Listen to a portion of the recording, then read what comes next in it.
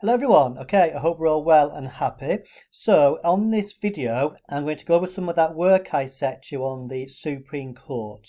So we need to go over the constitutional position and we need to have a look at judicial independence and how it is and is not upheld.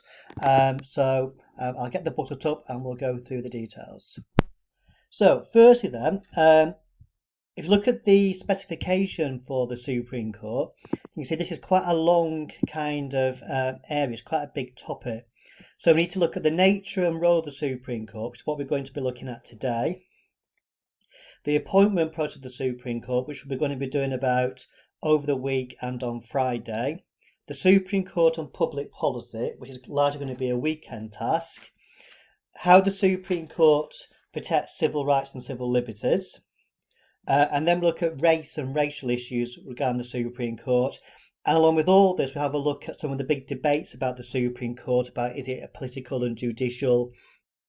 Is the Constitution a living document? How powerful is it? How does it fit into checks and balances? All of that type of stuff. So, the first thing that we need to have a look at then is the constitutional position of the Supreme Court. Now again, this should have been fairly straightforward, I hope, from the work I set you. So for this, if you look at the Constitution, it says that there's only one court created by the Constitution, which is the Supreme Court, and then it's Congress that has the power to create what the Constitution states as being inferior courts. Very quickly, the Congress did create new courts. I think it was 1791. They created some of the circuit courts of the federal system. And today, obviously, you've got various appeal courts and federal courts in the judicial system. Regarding the judges, it says they shall hold their offices during good behaviour and shall, at times stated, receive for their services a compensation which shall not be diminished during their continuance of office. In other words, they're there for good behaviour, so for life basically, unless they do something particularly bad, and shall at stated times receive for their services a compensation, in other words a salary. They're going to get money, and then it says which shall not be diminished during their continuance in office. So they're going to receive money for their services and it cannot be taken away or diminished.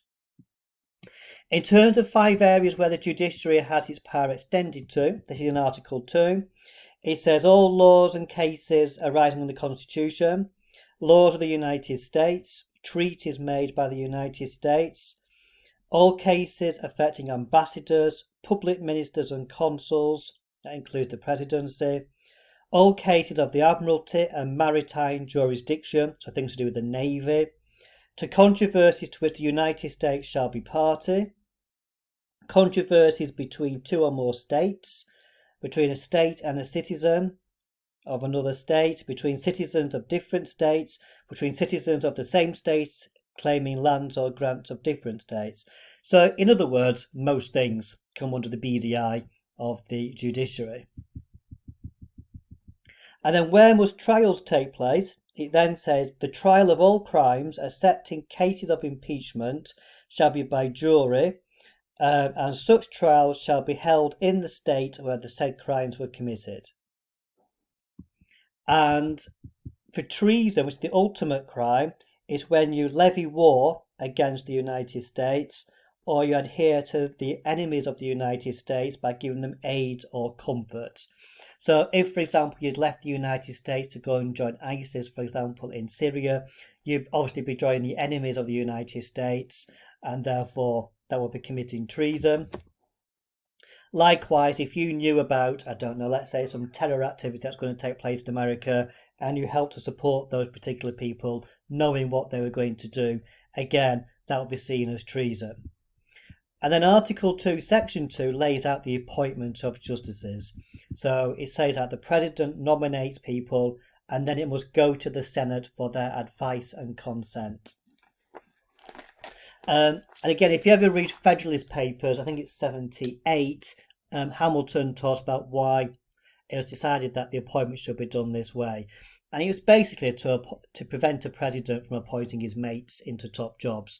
They thought the fact he had to go through the Senate in itself would be a way of kind of reducing his kind of authority for doing that, and it makes sure the Senate makes sure the right people get appointed.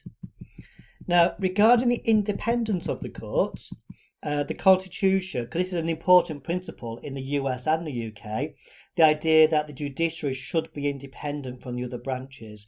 The judiciary, their job is to uphold the law. Law and order is really important. And for the law to be upheld fairly, judges need to feel safe and secure in being able to prosecute anybody in society who breaks the law. And so in the United States, we have the separation of powers. You have to think about, well, how does the separation of powers help to create an independent judiciary? And it's this idea that because the judiciary are not involved in the government or in the legislature, they are free to act about what the law actually is. And they're not supposed to be as politically controversial. So the judiciary are separate from the other branches, which means they can act in an independent way. Now, in theory, the appointment process was supposed to make them independent as well. The fact that the president can't just choose his mates, if you like, to be on the Supreme Court, it's got to be approved by the Senate as well. So in other words, the two branches of government have got to approve the judicial appointments, and that's supposed to give them more independence, because it's supposed to give them this authority, this knowledge that they've been appointed out of more merit, I suppose, than otherwise. In terms of life tenure, so this is the idea that because they serve for life, it means that basically no other branch can sack them unless they've done something really, really bad. So again, this fits into the idea of judicial independence, because it means that the judiciary are free to act upholding the law, even against the most powerful groups, with the full knowledge that they're not going to be sacked, essentially, for doing this. And then the salary not being altered or lowered, again, that too fits into independence, because again, the judiciary can feel free to act without, them being punished financially for making a decision which goes against, say, the executive or some other branch.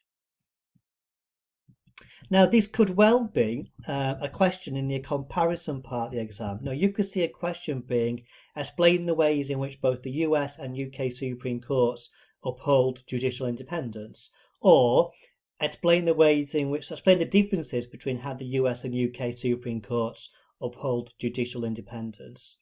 So, for this point, if you think about similarities, we have things in here like, well, in both countries, the judges are in both countries, their salaries, can't be altered.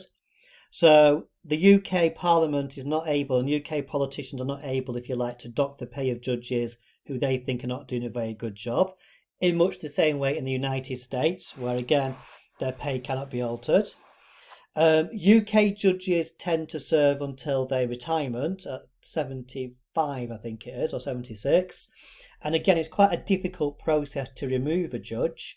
And again, in the USA, as we've just said, they're on there for good behaviour. And again, it's quite difficult to remove justices on the Supreme Court or federal courts. Another similarity over independence, I suppose, is the idea, I suppose it fits more into neutrality, really. This idea that judges in both countries tend not to kind of give their own personal views on things, and they're not kind of like superstars or anything of that nature. Which again, that's probably a bit more neutrality than independence, but it is a feature of both. And another one for independence is this idea that the judges in both countries are separate from the other branches. So in America, they've been separate since 1787, as in the Constitution. In the UK, though, it's been more recent. It's been since the creation of the Supreme Court, with the Constitutional Reform Act of 2005. And then the creation of the actual court itself in 2009. But both countries now have a separate judicial system, which again creates this judicial independence. Regarding differences, you might say there's a difference regarding the appointment of the judges, which can affect how independent they are. So in the UK, there's an independent body, the Judicial Appointments Committee, the JAC, which is made up of lawyers and barristers and all these sorts of people and judges, and they decide which judges should get promoted into, the higher ranks of the judiciary. Now, technically, they have to go to the Prime Minister, well, the Lord Chancellor and the Prime Minister to be kind of ratified and up to the Queen, but that's mainly a rubber stamp exercise. Whereas in the United States, you could say it's much more political, the appointment of judges. The fact it goes to the President and the Senate, and elected politicians are very much more involved regarding this. You might say the UK has a more independent appointment system than the United States. Although you might say the UK is less transparent, less open. So there may be some soft influence, I suppose, in the UK. Other differences. In the United States, the things of the salary, life tenure, these are all protected by the Constitution. And as we know, that requires 2/3 and 3/4 and all the rest of it to alter that Constitution. So these rights of judges are entrenched. Whereas in the UK, they are not. They're at the mercy of the parliamentary sovereignty.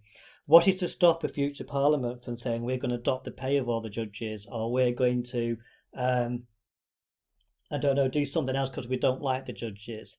So there is that issue there about independence in Britain, how it's not actually entrenched and protected in the same way as it is in the United States. I suppose a third area is, in the USA, the judges on the federal court, especially the Supreme Court, serve for good behaviour. So they serve basically until they retire, or if God decides to retire them early. So think about how Ruth Bader Ginsburg has recently died, but she was on the Supreme Court, right up to her death. Whereas in the UK, there is a retirement age. I can't remember if it's 75 or 76, but Lady Hale, the President of the Supreme Court, she's had to retire the back end of last year, early part of this year, for example, because she's reached the age. And so there is this retirement age in the UK for judges, which is not there in the United States. Okay, so there's some similarities, some differences regarding judicial independence.